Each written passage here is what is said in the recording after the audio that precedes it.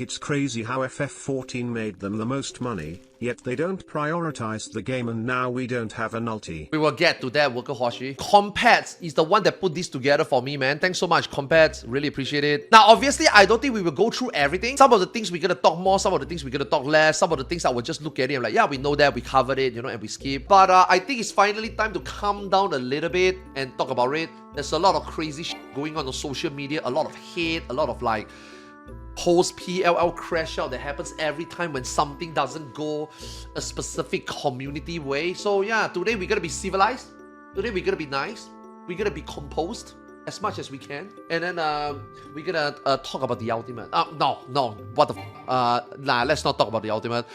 Let's not start this video with negativity. Obviously, credit to this translator that did an amazing job. Every live letter. I don't want to like steal your information. I got this from a viewer that got it from like some Discord, right? So yeah, thanks a lot, man. Okay, so Yoshi P, the live letter, has talked about they feel like their quality of service has been very bad, and they apologize. Usual. Is this generalizing? Is it generally just say that, you know, the game is not in a good shape? I think they are not wrong. And I don't think the community is wrong if they think about that. Because let me tell you, man, 7.0, 7.1 has been pretty bad. 7.2 brought back a little bit of like hope to the game. I think there's a more MMO aspect in 7.2. You know, they finally bring back content that was clearly dearly missed. But there is a lot of things that they didn't do well in said things that they brought back. You know, Okao Crescent, for example, which we're gonna immediately dive in. I feel like the re-implementation of few operation is very missed, and I think everybody loved it.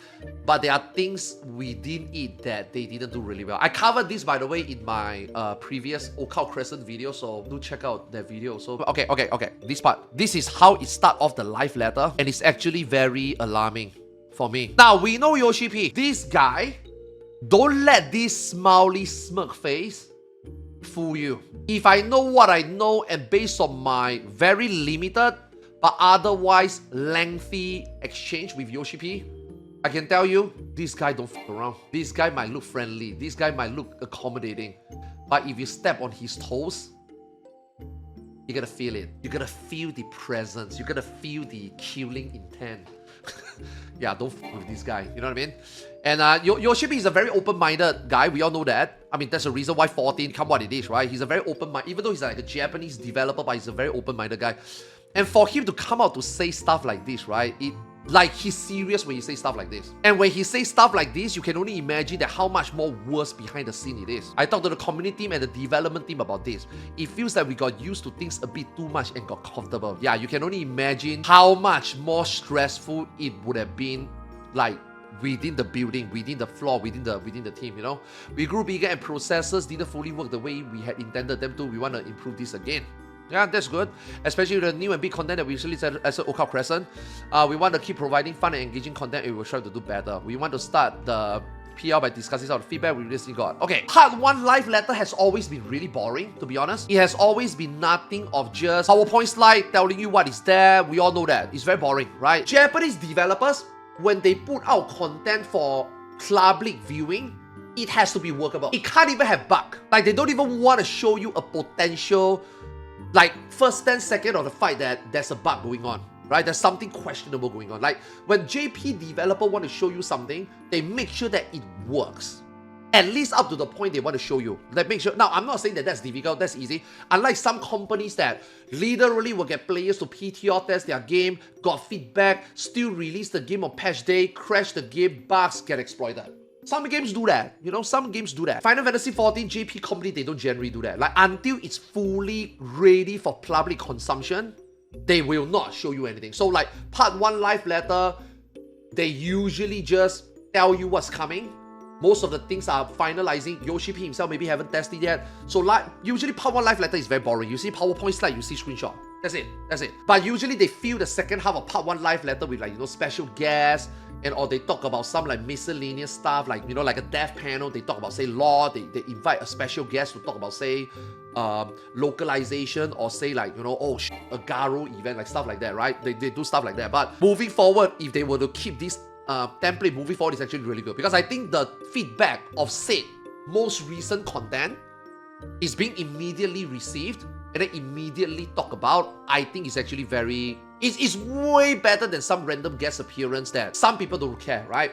Whereas this one is like, you implement something, we immediately feedback, how do you think? So I think this Q&A panel is really, really good. So hopefully they keep it up. Like, dude, I wish FRU got a panel like this. I wish 6.4 part 1 live letter, 7.4 part 1 live letter, they do something like a, oh, how did the community feel about FRU? You know, like, I wish. Because there was actually a lot of feedback regarding FRU also, but, you know, clearly they wasn't doing this. We never get to know, but I think it's nice that they cover stuff like this. And also, because it's a content that people really want, so obviously there's more feedback. People really play. There's actually more feedback. So I hope that we can see more about you know, feedback segment. Yeah. So they go into okay, Fog Tower. Okay, many people has cleared Fog Tower at the Fog Tower. As of yesterday, there's more than 400 clears. Not 400 players, but 400 clears. 400 clears. If not 400 players, means 400 groups have cleared, including obviously repeated or new players or static players or park players, right? Or snipers, right? So honestly speaking, I don't think it's a lot. But as of this live letter, it is only what?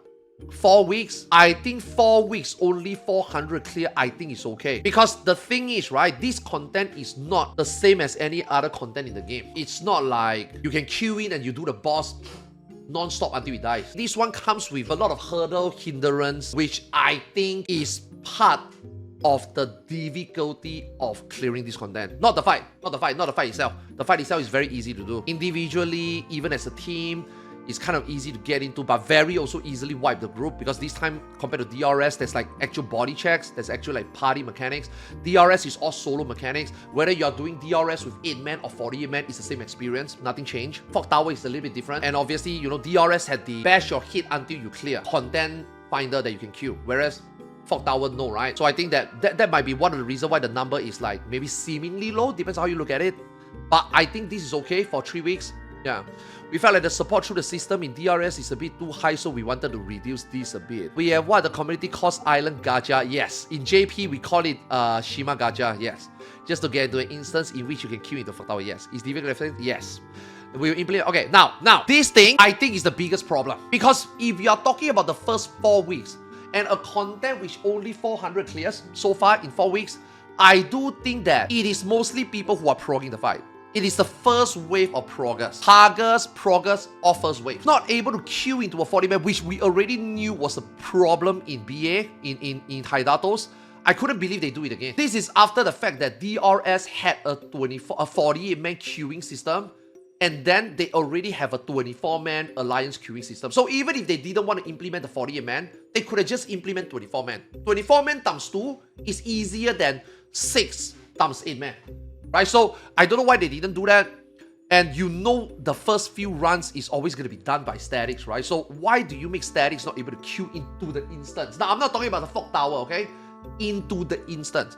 That, like I mentioned in my previous video, that is the main problem. So it's nice that they acknowledge it. I mean, no shit, this is literally the biggest complaint, right? So it's nice they immediately talk about it. And then, you know, they're going to implement a feature that also pre-allows you to queue into the instance. Now, this should already be there in the first place. I don't know why we needed to wait 4 weeks, 5 weeks when the system is already in place to finally do it. You know, but hey, late, better than never, right? So at least they immediately act on it. That's good, okay? Now, because of how fast we're trying to do this, please don't expect expectation too high for the UI. Nah. Nobody cares about the UI. Now, the Fog Tower entry, I think is okay. Once you get into an instance with your full static, and then when you get an instance of full 72 man, and then you have to deal with the other 24 more person, I think it's reasonable. That is where communication comes in. That is where organizing comes in. That is where being nice comes in. That is where being an actual MMO player comes in. Hey guys, we got 48 men. Can you please let us in? Now, those parks are not entitled to do that for you. You are not entitled to the instance. Because the system is made for parking. That's why there's a cipher system. It is meant so that, worst case scenario, half your static can't prog. But the other half of the people who are entitled to be in the instance, if they choose to stay, they should be allowed to do the content. Because this content is meant for parking. Now, at the beginning, full 48 man, it's very unfair that some of the static member might miss out, and then, you know, some of those parks don't get invited and they die to the first raid. Why? It's very unfair to either party. But in the long run, eventually you're not going to see full 48 men running it. You will see 40 men running it, 36 men running it. There's always space for Parks. And Parks is going to get better because, you know, there are awesome community out there like ABBA and also multiple Discord making like daily runs that, you know, Parks get chance. Snipers, that's what we call it, will eventually be able to do this carefree at any time along the next few months, next few patches, next few expansion, okay? So I don't think the I don't think the Fog Tower entry has any problem, but I do think that if you want to put in Cypher, you need to know who you are gambling against. So it's nice that they're gonna put in a list. If you motherfuckers really want to get in, put 20 Cyphers. Because let me tell you, there are some snipers out there that put in 15 snipers. I've seen it. So I think it's nice to like put up a leaderboard, take away the instance prop, let's gamble. I don't mind it because I do think that even BA, by the way, I hate an instance progging in BA, but I love the portal system. The portal system is very old school MMO. I love it. Now, is it good today, 2025? No. But the whole purpose of this content was the hindrance, right? That's why you can't fly. That's why you got normal mouse speed. That's why you might aggro and you die. That's why you can de-level. That is the whole essence of this content, right? Inconvenience, right? There is a certain level of inconvenience that I think MMO can have, but also when some inconvenience become way overboard, then that's something you need to fix. 48 men not able to queue in, that is just bad inconvenience you need to fix.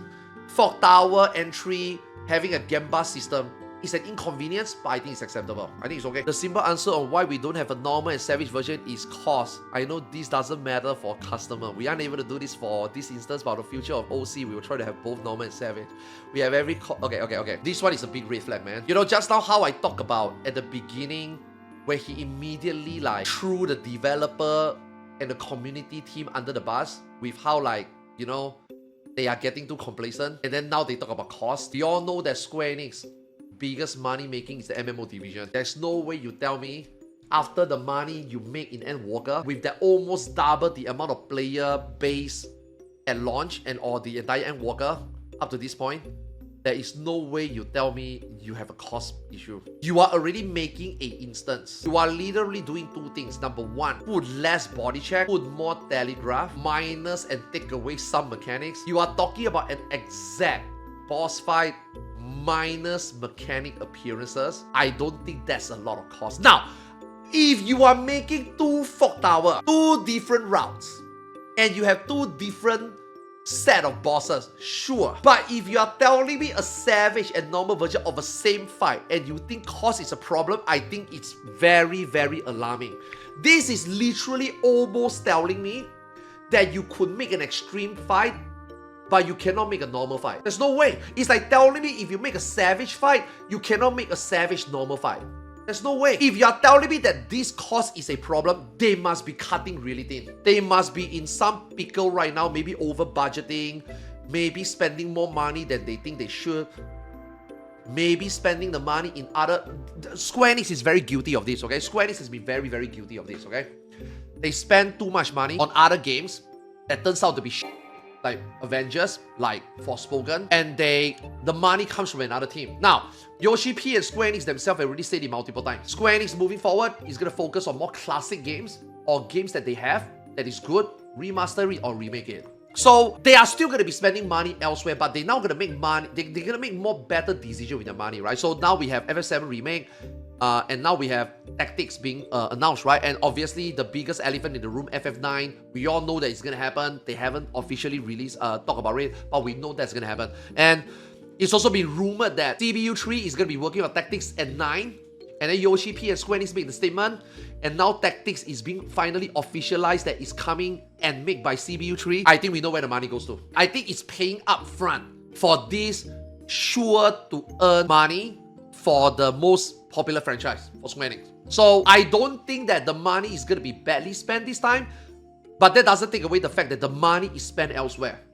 And with this statement, Final Fantasy XIV suffered for it. So that's not a good look, right? That's not something that you really want to share. But then again, this whole live letter literally gives you that vibe. There's something going on right now with Square Enix. Yoshi P is not happy. He's kind of pissed. And I think we're going to get that vibe in this live letter, you know, and we are already getting a lot of it, you know what I mean? Yeah, so this statement is really, really bad. Bad for PR and also bad for Final Fantasy XIV because they have been doing a great job. They've really been doing a great job. We have brand new Chaotic. We bring back Fog Tower. And they're gonna have 2 fog towers. We're gonna have a limited job.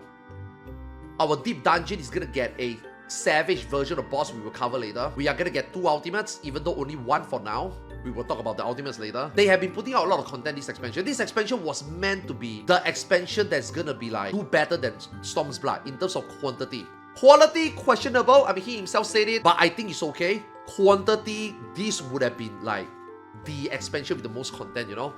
But this obviously is gonna make that like worrying a little bit, you know? We had every coffer give you as a reward as well as an understanding of how reward. Okay. This one is for the coffers, the money. Honestly speaking, I don't think they could have done anything better for the reward. Because let's be honest, if you put something rare and it drops often or more in the Barney coffers, the value is gonna drop. And what happens when the value drop? It's not good anymore. That's what happened to the silver and that's what happened to the bronze coffer. So I don't know how they're gonna solve this. It needs to be exclusive, it needs to be rare, it needs to be expensive. But then if it has to be that, I mean, that's how the market works, right? Rare equal expensive, right? So if something is that rare and that expensive and it's worth, that means that most of the coffer you open is gonna be shit. So how are you gonna solve this? I don't know. So it will be interesting for me to see like, how are they gonna improve their coffer system, I think. Now, if you ask me, one thing that will immediately improve the coffer system is that the Barney coffers will just drop you 1,000 silver. If the coffer didn't yield the rarest item, every bronze coffer will drop 200 silver, silver coffer will drop 500 silver, and the gold coffer will drop 1,000 silver. Done. I solved the problem. If I were to do it my way, that's the only thing I would need to change. Okay, Fate. Let's be honest, man. The Fate has always been irrelevant. I think they don't need to do Fates. They take away Fates, they just do CE, and between CE, just let people do Barney Fates, spawn the Barney Fate more often, obviously, and more variety, and then just make people go grind gold. The Fate is very, very disruptive. Very, very, very disruptive. I did not like it. But then I think they also mentioned that the reason they do this is because they want people to have more, they want to spread out the player base, right? That's why they make Fate and CE together. So that if people are doing CE, they missed it, they got a Fate. Or people don't want to go to a CE, they don't want to try hard, they got Fates. So Fate exists there as like a filler. I don't think this filler needs to be there. I think it's very, I think ever since Borgia, I think it's pretty obvious that chasing this is only for EXP. And since Occult Crescent doesn't have the leveling system, the Fate. Okay, they said that the Fate drop is 5%. I believe that. They say that the CE drop is 20%. I don't believe that. There is no shot. There's no shot is 1 in 5. I think the CE drop rate is at most 10. I think that Enma is completely fine. I don't think the soul shard is fine. If you're gonna lock important skills and a key element to Occult Crescent behind some RNG that is number 1 wrong, it's not 20%, and number 2, you got 3 of them, that's bad. I think you should just have a PT system. Yes, 3 selected people out of the CE maybe get it. The other people should get a token. And the token, a bronze currency, a bronze coin. Take that bronze coin and go and buy your soul shard. Every CE that you don't get the soul shard, you will get 1 bronze coin. 5 bronze coin, 10 bronze coin, you can buy your soul shard. Easy. I think that would be a better fix. Because Atma RNG is fine. Soul shard RNG was not fine. Xeno went almost 2 weeks without the Oracle soul shard. And Xeno has been doing them non-stop. And Xeno has been the guy that would hop new instances just to spawn the CEs. Like Xeno is pretty adamant on getting it. And it took him about 2 weeks to get it. That's not 20%. I'm sorry, bro. That is not 20%, man. I don't believe it. You know, I'm pretty sure Xeno will call this bullshit. So hopefully they improve this. I've been talking about Occult Crescent a lot, right? This is a good content. The thoughts is there. People enjoy it. But the QOL is not perfect. So hopefully the second one, they will perfect it. Because maybe they are out of touch. Ever since DRS to Fog Tower, it's been 4 years. Maybe they were out of touch. You know, the next one is going to be in 7.5, right? So hopefully the next one will be a lot better. But if you were to put in so much quality of life, sadly, you will have to do more things. Because in an MMORPG, right? Actually, a lot of MMORPGs don't have a lot of content. But what makes an MMORPG is the inconvenience in between. The travel time to a dungeon. The running time to a market board. The running time to the mailbox to receive things that you buy yourself. The gathering of people to form a party. Running to towns to shout for members. All these things are what make MMORPG MMO. So if you want to remove quality of life, you need to actually add in more content. Your boss fight needs to be better. Your puzzle needs to mean something. getting Shangri Knights needs to be harder. Make mob grinds harder. Like stuff like that. You need to change some of these things so that it will even out. The play time will be artificially stretched out. That's MMORPG. MMORPG is always about artificially... Okay, something that can be done in 5 minutes, in an MMO, needs to be done in 15. In the gacha, needs to be done in 3. I want to do content. A game will require 5 minutes. A gacha will have easy menuing and auto battle can be done in 3. An MMORPG need to stretch this shit out to be 15. That's just the genre. Playing a battle royale game, you are gonna get into gunfights 1 in 5 minutes. If you play a Call of Duty special, sweaty, multiplayer lobby, you get gunfights every 3 seconds.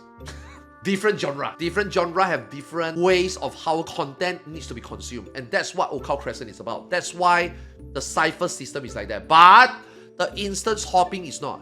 So fix that, keep this. Okay, cosmic exploration.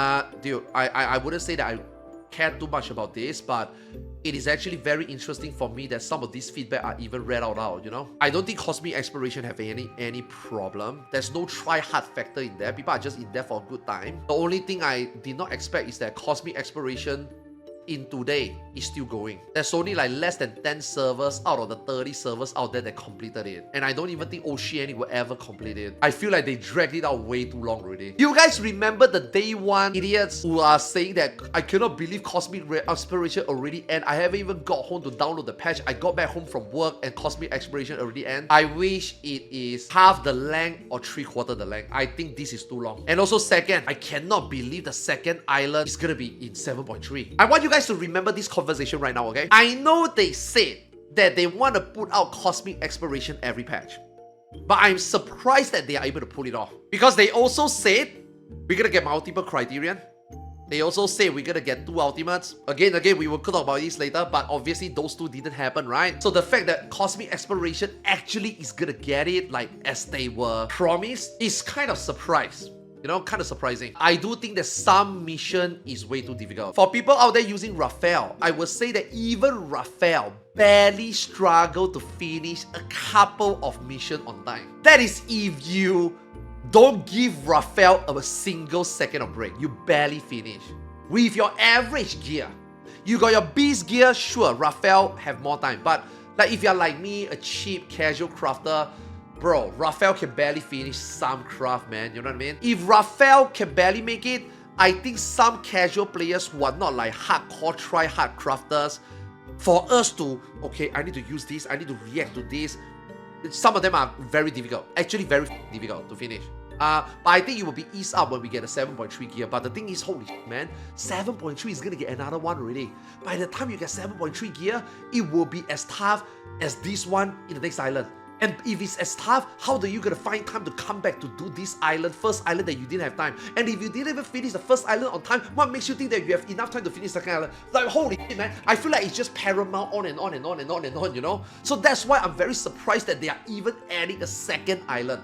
I thought 7.3, having the new crafted gear, is gonna make this first island easier so that we get 7.4 second island and then we go again. I did not expect that they are going so crazy with this. Kudos to them for at least, you know, deliver something that they promised. Now, this one, biggest complaint. And I think, you know how I earlier say how MMO aspect needs to stretch out gameplay? Inconveniences is being put in place to artificially extend playtime. I know, it's I know, but all MMOs, classic MMO have them, right? But dude, waiting your GP to recover is not one of them. Especially when you got potions and cordial. It doesn't make sense that whenever you start a new craft, your CP resets. It doesn't make sense that when you start a new gathering, your GP doesn't. So I think GP needs to recover, yes. Every time you start a new mission, a GP needs to recover. Gatherers are already doing what they need to do to fulfill that MMO hindrance,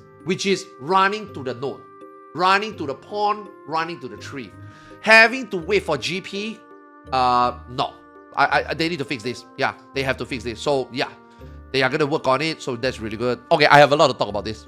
Please keep the relative positioning of shop and NPC constant at the base. We put in too much emphasis on the look of how developed base will be. Okay, look. I don't know why people complain about an NPC that's literally just 5 seconds away. Like, are you guys for real? Are we seriously complaining about how NPC is not standing side by side? Are we seriously complaining about an NPC that is there and then an NPC that is there and takes you 3 seconds to run? Like, are you f***ing kidding me? Is this really a feedback at all? This is just you being f***ing lazy, man. I don't even know what to say to this. Okay, now this one I agree. After you get your relic, you don't use your relic anymore. You will be changing a new job and you level a new job. So I don't know what am I going to do with the relic. The relic is also not even better than your panda map. So I do think that they have to do something with it more. Yeah. Okay, I do not want to go too much into the story because no surprise, surprise, guys. Every life letter, what do we get? We get an MSQ, we get a dungeon. Cutie brand, who cares?